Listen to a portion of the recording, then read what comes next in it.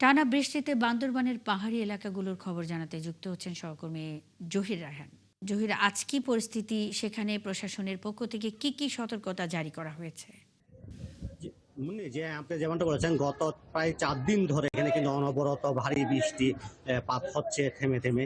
এইখানে যে নির্মা অঞ্চলগুলো রয়েছে, নির্মা অঞ্চলগুলো কিন্তু অলরেডি আজকে থেকেই কিন্তু প্লাবিত হতে শুরু করেছে। জেলা প্রশাসন সাথে যেটা কথা বলেছি, জেলা প্রশাসন যেটা বলা হচ্ছে যে পাহাড়ের পাদদেশে এবং নির্মা অঞ্চলে যারা রয়েছে তাদেরকে তাদের জন্য 220টি আশ্রয়কেন্দ্র খোলা হয়েছে এবং জেলা প্রশাসন থেকে মাইকিং এবং মসজিদের মাইক এবং স্থানীয় জনপ্রতিনিধিদের মাধ্যমে কিন্তু এই যে নির্মা অঞ্চল এবং যারা পাহাড়ের পাদদেশে বসবাস করে তাদেরকে এই যে আশ্রয় কেন্দ্রে নিরাপদে আশ্রয় নেওয়ার জন্য আহ্বান জানাচ্ছে, মাইকিং করা হচ্ছে। আর এখানে যে ইয়ার কারণে টানা বর্ষণের কারণে কিন্তু আপনার পাহাড় ধসের সংখ্যা দেখা দিয়েছে এবং বিভিন্ন যে অভ্যন্তরীণ সড়কগুলো রয়েছে, প্রধান প্রধান যেগুলো সড়কগুলো রয়েছে, সড়কগুলো রয়েছে, এই সড়কগুলোতে আপনার পাহাড় ধসে পড়ার কারণেই কিন্তু আসলে এখানে যান চলাচল ব্যাহত হচ্ছে। এখানে যে শেরে বাংলা নগর, আমি একটা শেরে বাংলা নগর এলাকায় আছি। এখানে শেরে বাংলা নগর ডুবে যাওয়ার কারণে, বন্যার পানিতে তলিয়ে যাওয়ার কারণে এখানে অনেক লোকজন, পাশে একটি নতুন বিল্ডিং হচ্ছে, ভবন হচ্ছে, ভবনের আশ্রয় নিয়েছে। আমি এখানে কয়েকজনের সাথে, এখানে যারা আশ্রয় নিয়েছে, আশ্রয়দাতা কয়েকজনের সাথে আমি কথা বলতে চাই। আপনি এখানে কেন আসছেন? বন্যে ঘর তো লাইছে, এলি গেছি, পানি উঠছে, কোনো খানা নাই, জানা নাই, এলি গেছি। কখন আসছেন আপনারা এখানে? কাল রাতে।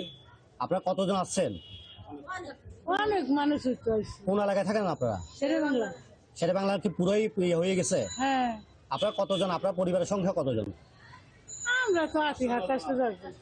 আপনি কতদিন কজন আগে আসছেন? আমরা আসছি কালকে সন্ধ্যার সময় তলাই গেছে। সেই সময় একটা বাসায় উচিত, কিন্তু এনে বাতাস আছে, বাতাস পানি ইসলে আমরা তলাই দিতে আছি। এখন আমার এখানে কোনো খানা দানা কিছু নেই, এখন আমার খানা দানা কষ্ট হইতে আছে।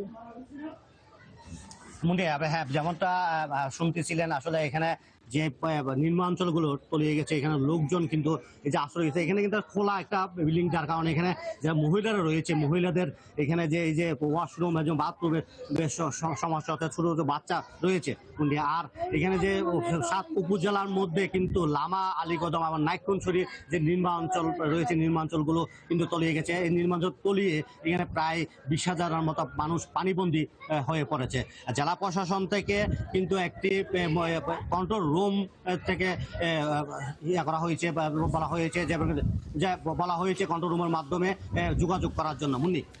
জহির রায়হান, অসংখ্য ধন্যবাদ যুক্ত এই তথ্য জানাবার জন্য। সঙ্গেই থাকবেন। টানা বৃষ্টিতে বান্দরবানের পাহাড়ি এলাকাগুলোর সবশেষ খবরাখবর নিয়ে জহির রায়হান যুক্ত ছিলেন।